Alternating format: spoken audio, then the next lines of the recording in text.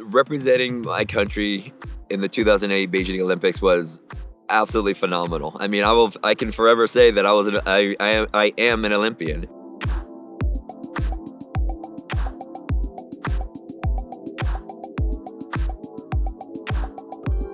The experience itself was mind-blowing.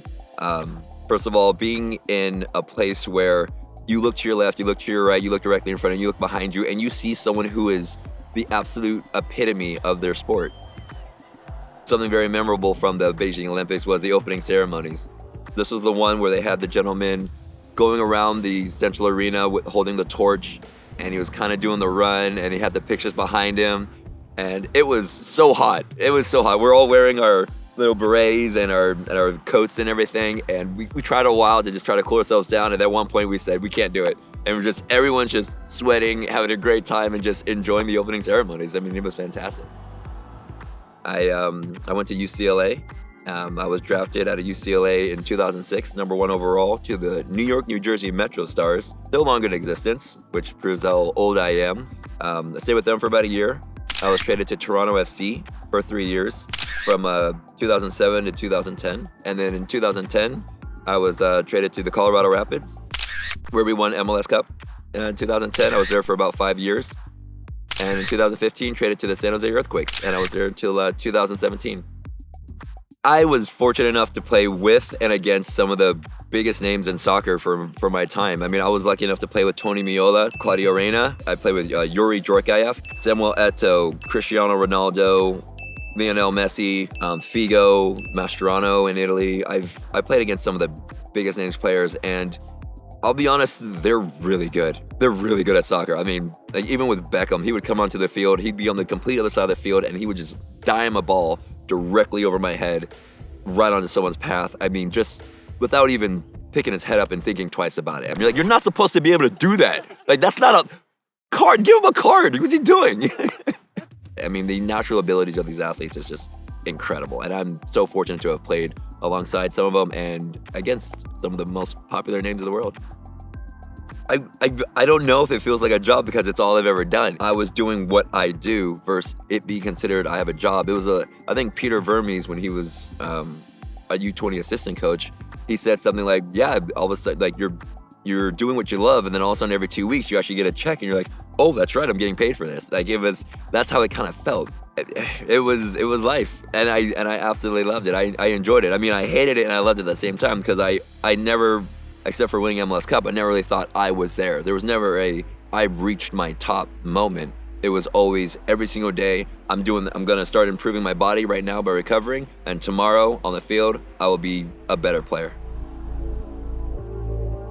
Even when going into my final year, I was ready to go. I was feeling fit, but unfortunately, we do an entrance physical every year just to see how your body's doing and if you're ready to partake in what the season has to offer. And I go in for an EKG, and it comes back a little funny. After that, me and 2 other players, we get an ultrasound and we get echoes done on our hearts, and they find an enlarged aortic root in my chest, my ascending aorta coming just directly out of my heart. They said that, this is a bit of concern. So at the time, they're like, you might have Marfan syndrome. Marfan syndrome is a connective tissue disorder where your bones just kind of grow freely and your retina kind of detaches because it's just loose and thin. So I did not have that. But then I go into the doctor and they're saying, yeah, it's okay, it's fine, but we are not comfortable having you play professional soccer with this type of situation. So we can either do surgery now, we think we can get you back, or you can not have surgery, you can't play soccer, you have to get checked up on it every year, and you're probably gonna have to have surgery by 40, 45. So I said, I'll treat this just like another injury. I've been injured before, hamstring and all that, let's get it done. This is gonna take a little bit longer. So I get the surgery in March of 2017. I was limited to just standing up and walking around the corridor a couple times and then getting right back into bed. And on the 7th day, I was back at the stadium walking on a treadmill for an hour. In my head, I was just injured again, but it was gonna take me having that same integrity and getting in there every day an hour before everybody, working out as much as I can until I got back.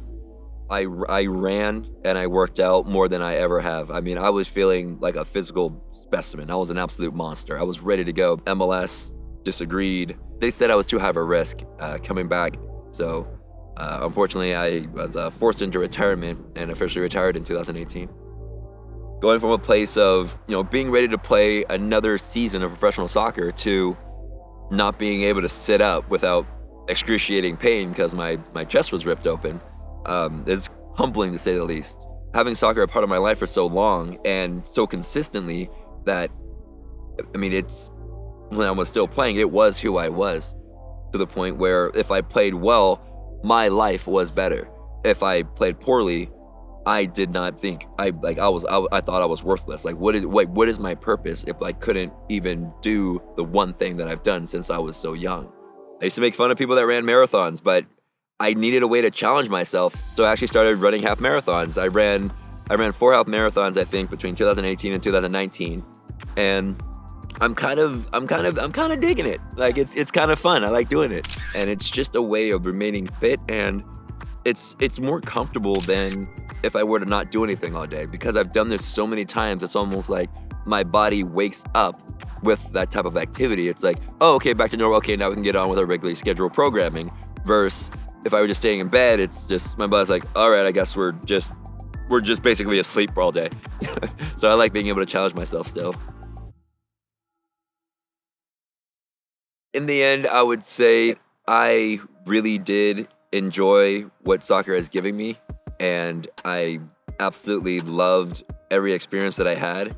I believe there are things that it has taught me that I can't even express right now, but things that are very kind of obvious is the social aspect, the team bonding, and knowing that you can't do it all yourself. I mean, everybody knows that, throughout this life, you can't just do it by yourself. You have to have mentors, or you have to have someone parenting you, or someone with some guidance, someone that can give you some advice and help you out through your own life experiences. And I believe that soccer allows that aspect to be open to other people's advice. Like, hands down, the most influential and important coach that I ever had was Ziggy Schmidt, who passed away a couple of years ago. But I based my entire professional career on him and his confidence in me. Knowing that you can't do it by yourself and being open to experiences of others, you can learn from that and you can become stronger yourself. Like, you can do a lot on your own, but